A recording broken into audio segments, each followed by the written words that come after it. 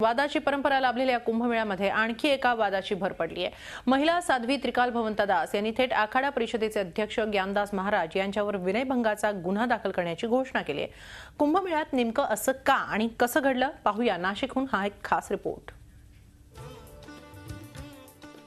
नाशिकमध्ये दिग्गज नेत्यांच्या हजेरीत मंगळवारी कुंभमेळ्याला सुरुवात झाली। या सोहळ्यात त्रिकाल भवंत दासची या महिला साध्वीला स्टेजवर बसण्याचा मान मिळाला होता, मात्र त्यांना बोलण्याची संधी देण्यात आली नाही। जेव्हा त्यांनी बोलण्याचा प्रयत्न केला तेव्हा मुख्यमंत्र्यांसमोर त्यांच्या हातातला माईक काढून घेण्यात आला। त्यानंतर आपल्याशी असभ्य वर्तणूक केल्याचा आरोप त्यांनी केलाय। ज्ञानदास महाराज आणि त्यांच्या समर्थकांविरोधात असभ्य वर्तणूक आणि विनयभंगाचा गुन्हा दाखल करण्याची तयारी महिला साध्वीने सुरू केली आहे। कानूनी प्रक्रिया के तहत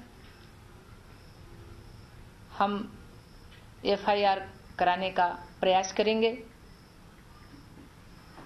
और लिखित में हम प्रशासन को, प्रेस डिपार्टमेंट को देंगे।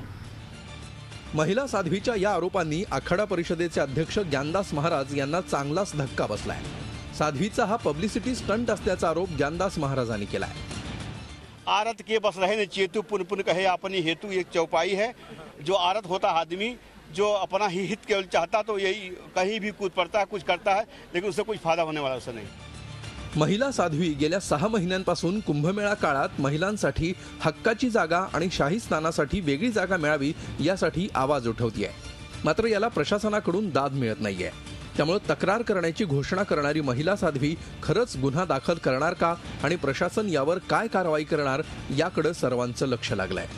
मुकुल कुलकर्णी, झी मीडिया, नाशिक। या संदर्भात अधिक माहिती घेऊया आमचे प्रतिनिधी योगेश खरे यांच्याकडून। योगेश, नेमका कुंभमेळ्यातला हा साधू साध्वींचा वाद कोणत्या दिशेने चाललेला आहे? साध्वींनी तक्रार दाखल करण्याची घोषणा तर केलेली आहे, त्या खरंच तक्रार दाखल करणार आहेत का?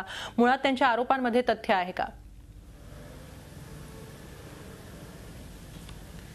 खरं म्हणजे सर्वांच्या समोर हा सगळा प्रकार घडलेला आहे। स्वतः मुख्यमंत्री त्या ठिकाणी उपस्थित होते आणि त्याचबरोबर सगळे महंत, तिथले पुरोहित संघाचे अध्यक्ष हे सर्वजण त्या स्टेजवर होते। विनयभंगाचा प्रकार असा काही घडलेला नाही, केवळ माईक खेचला म्हणून त्या ठिकाणी अशा प्रकारचा गुन्हा दाखल करण्याची जी मागणी आहे त्या भवंता करतायत। त्यामुळे कधीही कुठलीही तक्रार दाखल करताना पोलीस त्या याचं इंटेन्शन तपासत असतात।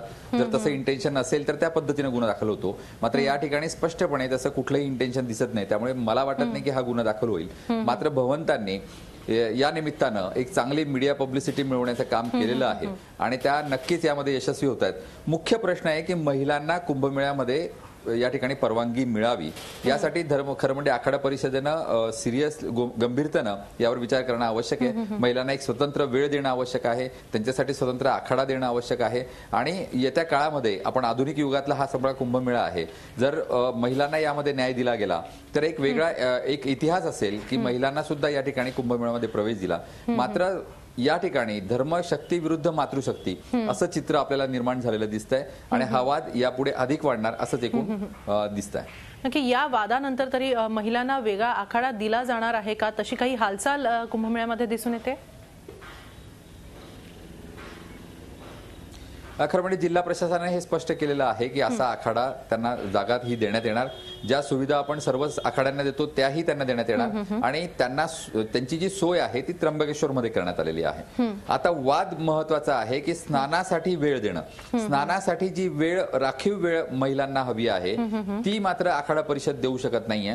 ज्ञानदास महाराजांशी यावर चर्चा केल्यानंतर ज्ञानदास महाराजांचं म्हणणं आहे की या महिलेनं आपण साध्वी कुठून झालात, कोण गुरु होते तुमचे, तुम्हाला कोणी प्रशिक्षण दिलं आणि त्याचबरोबर त्या ज्या दावा करतात की ते जगद्गुरु शंकराचार्य आहेत तर त्यांना हे जगद्गुरु शंकराचार्य पद कोणी दिलं याचे पुरावे द्या आणि गुरूंचा एक लेटर आणा की यांना हे देण्यात यावं, तर आम्ही त्यांच्यावर विचार करू। मात्र या ठिकाणी या साध्वी काही देत नसल्याचं ज्ञानदास महाराजांचं म्हणणं आहे। त्यामुळे एकूणच समोरासमोर बसवून हा प्रश्न सोडवता येईल। जिल्हाधिकाऱ्यांनी तशी मध्यस्थी केल्यास हा प्रश्न लवकर सुटेल आणि जो वाद विकोपाला वाढतो आहे किंवा जे उगाचच वादग्रस्त होतोय कुंभमेळा तो होणार नाही। नक्की, धन्यवाद योगेश आपण दिलेल्या या सविस्तर माहितीबद्दल। झी 24 तास रहा एक पाऊल पुढे।